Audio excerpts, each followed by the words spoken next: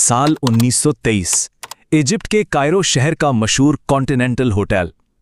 जरा इमेजिन कीजिए, एक बेहद अमीर ब्रिटिश लॉर्ड अपने बिस्तर पर तड़प रहा है।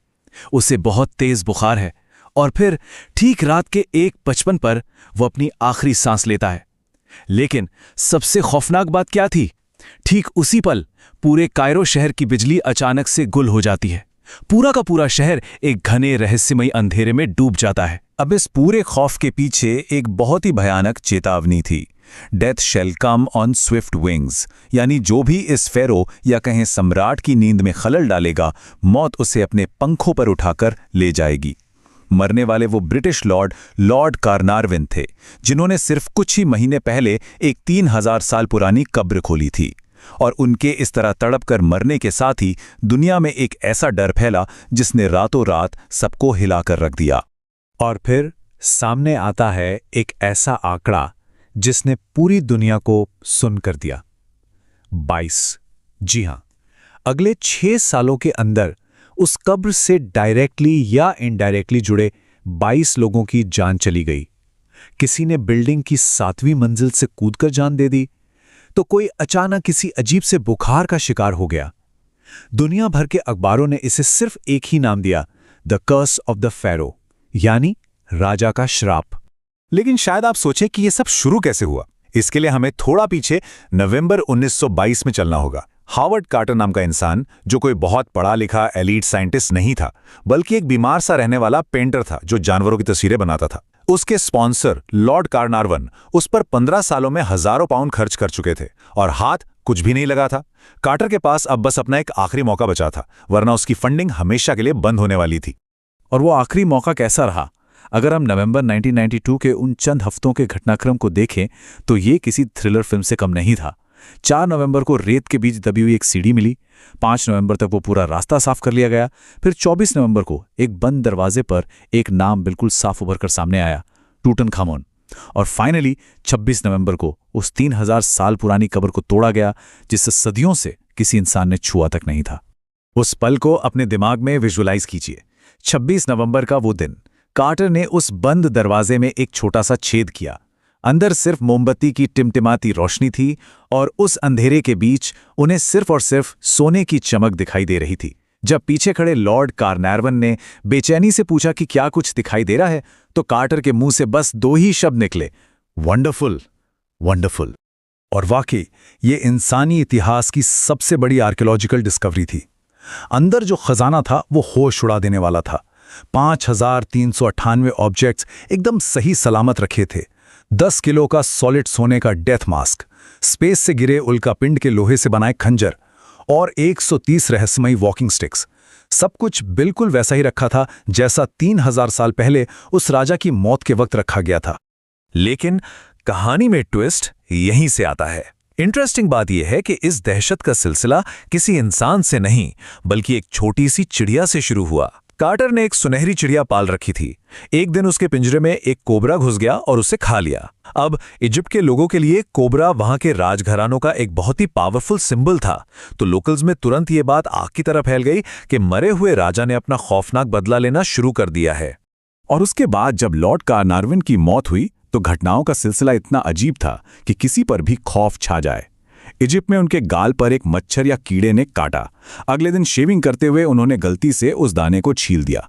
फिर उस खुले जख्म पर एक मक्खी बैठी, भयानक इन्फेक्शन हुआ और तेज बुखार से उनकी जान चली गई। लोग और भी डर गए, क्योंकि मौत से कुछ ही दिन पहले एक मशहूर नॉवेलिस्ट मैरी कोरेली ने पब्लिकली चेतावनी दी थी कि जो भी कब्र को खोलेगा उसे भयानक सजा मिलेगी। देखते ही देखते अखबारों में रोज मौतों की हेडलाइंस छपने लगीं और हर कोई इसे फेरो का श्राप मानने लगा। लेकिन अगर हम इस मिस्ट्री बॉक्स को सच में खोलें और इसके अंदर झांकें तो एक बड़ा सवाल उठता है, क्या सच में उस कब्र के अंदर कोई भयानक राक्षस था या फिर सिर्फ एक बहुत ही बीमार टीनेजर? चलिए उस इंसान की असलियत जानते हैं जिसके नाम से पूरी दुनिया कांप रही थी। टूटनखामन, जिसे दुनिया बॉय किंग कहती है, उसकी असल जिंदगी शुरुआत से ही बहुत दर्दनाक और खतरों से भरी थी। जरा सोचिए, जब वो सिर्फ 8 या 9 साल का था तब उसे गद्दी पर बिठा दिया गया। उसके पिता के किए गए अजीबोगरीब रिलीजियस एक्सपेरिमेंट्स की वजह से पूरा का पूरा साम्राज्य खंडहर बन चुका था। हर तरफ भयंकर अराजकता थी और इस भारी जिम्मेदारी के बीच सिर्फ 18 या 19 साल की उम्र में ही इस बेचारे लड़के की मौत हो गई। मेडिकल फैक्ट्स तो हमें एक बिल्कुल ही अलग कहानी बताते हैं। इजिप्शियन राजघरानों में इनब्रीडिंग बहुत आम बात थी, जिसकी वजह से टूटनखामन को गंभीर जेनेटिक बीमारियां थीं।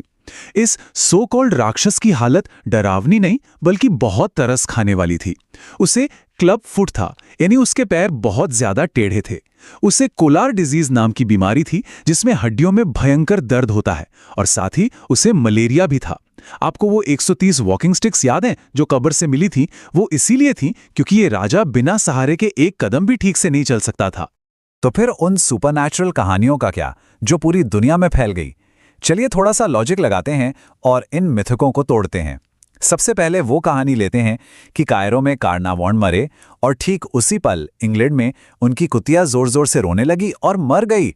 सुनने में डरावना लगता है ना, लेकिन असलियत में जब आप कायरो और इंग्लैंड के टाइम जोन्स को मैच करते हैं तो पता चलता है कि इन दोनों मौतों के बीच कई घंटों का फासला था।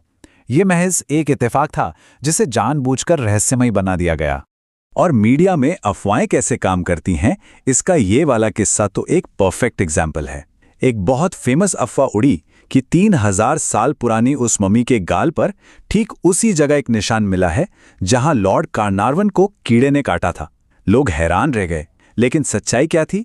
ये पूरी तरह से एक मनगढ़ंत कहानी थी जिसे मॉर्निंग पोस्ट नाम के एक न्यूज़पेपर ने छापा था, सिर्फ इसलिए क्योंकि दूसरे अखबारों के साथ उनका कड़ा कंपटीशन चल रहा था और उन्हें कोई सेंसेशनल खबर चाहिए थी। अब आते हैं उस सबसे मशहूर चेतावनी पर कि मौत अपने पंखों पर उड़कर आएगी। दशकों बाद उस कब्र के सिक्योरिटी इंचार्ज ने दुनिया के सामने एक चौंकाने वाला सच रखा। उन्होंने बताया कि जब खुदाई चल रही थी तो एक रिपोर्टर ने आकर उनसे श्राप और चेतावनियों के बारे में पूछा। टीम ने उसे कोई जवाब नहीं दिया, बस वे रहस्यमयी तरीके से हल्के से मुस्कुरा दिए। और यकीन मानिए, उसी एक खामोश मुस्कान से उस रिपोर्टर ने कब्र पर लिखे श्राप की ये पूरी फेक कहानी गढ़ दी। हकीकत तो यह है कि ऐसा कोई भी टेक्स्ट वहां कभी था ही नहीं। तो फिर लोग मर क्यों रहे थे? इसका जवाब कोई जादू टोना नहीं, पक्की साइंस है। 1960 के दशक में डॉक्टर एज़ेदीन ताहा ने एक असली बायोलॉजिकल खतरे का पता लगाया। उन्होंने पाया कि इन कब्रों में एस्परजिलस नाइगर नाम का एक बहुत ही खतरनाक फंगस हजारों सालों से जिंदा था। जब लोगों ने उस बंद और सील की गई जगह की हवा में सांस ली तो उन्हें गंभीर रेस्पिरेटरी इन्फेक्शंस हो गए। और सबसे बड़ी बात, अगर उस समय सही एंटीबायोटिक्स मौजूद होते तो इस पूरे श्राप का इलाज बड़ी आसानी से हो सकता था। और इस पूरी कहानी का सबसे बड़ा, सबसे अल्टीमेट प्रूफ अगर कहीं है तो वो इन आंकड़ों में छिपा है। लॉजिकली सोचिए, अगर श्राप सच था तो सबसे पहले किसे मरना चाहिए था? लेडी एवलिन, जो सबसे पहले कब्र के अंदर गई थीं, वो 78 साल की उम्र तक जिए। डॉक्टर डगलस डेरी, जिन्होंने उस मम्मी की ऑटोप्सी की थी, वो 87 साल तक जिंदा रहे। और खुद हावर्ड कार्टर, जिन्होंने इस पूरी कब्र को खोजा था, उन्होंने भी 64 साल की एक लंबी जिंदगी जी। जो इस श्राप के बिल्कुल प्राइमरी टारगेट्स होने चाहिए थे, उनका तो बाल भी बाका नहीं हुआ। और अगर हम सिर्फ नंबर्स की बात करें तो जरा इस नंबर को देखिए, 73 साल। एक बहुत ही मशहूर इन्वेस्टिगेटर जेम्स रैंडी ने जब कब्र की खोज के दौरान वहां मौजूद 44 लोगों की उम्र का गणित लगाया तो पता चला कि उनके मरने की औसत उम्र 73 साल थी। इंटरेस्टिंग बात यह है कि ये उस जमाने की आम लाइफ एक्सपेक्टेंसी से थोड़ी ज्यादा ही थी। इसका सीधा सा मतलब है कि अगर वहां कोई श्राप था भी तो वो लोगों की जान लेने के बजाय असल में उनकी उम्र बढ़ा रहा था। और कार्टर, हावर्ड कार्टर इस ऐतिहासिक खोज के बाद पूरे 16 सालों तक जिंदा रहे। आपको क्या लगता है उनसे सवाल नहीं पूछे गए होंगे? हर दूसरे दिन मीडिया वाले उनसे उस सुपरनैचुरल श्राप के बारे में सवाल करने आते थे और कार्टर का हमेशा एक ही बहुत ही बेबाक और सीधा सा जवाब होता था, आई एम स्टिल अलाइव, यानी भाई मैं तो अभी भी जिंदा हूं। तो आज के इस पूरे मामले को समझने के बाद हमारे सामने एक बहुत ही दिलचस्प और गहरा सवाल आता है। प्राचीन इजिप्ट के लोग ये मानते थे कि एक इंसान सच में तभी मरता है जब दुनिया उसका नाम लेना बंद कर दे। टूटनखामुन के बाद के राजाओं ने उसका नाम सारे रिकॉर्ड से जानबूझकर मिटा दिया था और 3000 सालों तक दुनिया उसे पूरी तरह से भूल चुकी थी। लेकिन कार्टर की खोज और मीडिया के बनाए इस फेक श्राप ने रातों रात उसे हमेशा के लिए अमर कर दिया। तो क्या इस फेक श्राप ने अनजाने में इस बॉय किंग को बिल्कुल वही दे दिया जो उसे सबसे ज्यादा चाहिए था, अमरता? ये एक ऐसा सवाल है जो सच में हमें ये सोचने पर मजबूर करता है कि इतिहास और कहानियां कैसे एक दूसरे से जुड़कर काम करती हैं।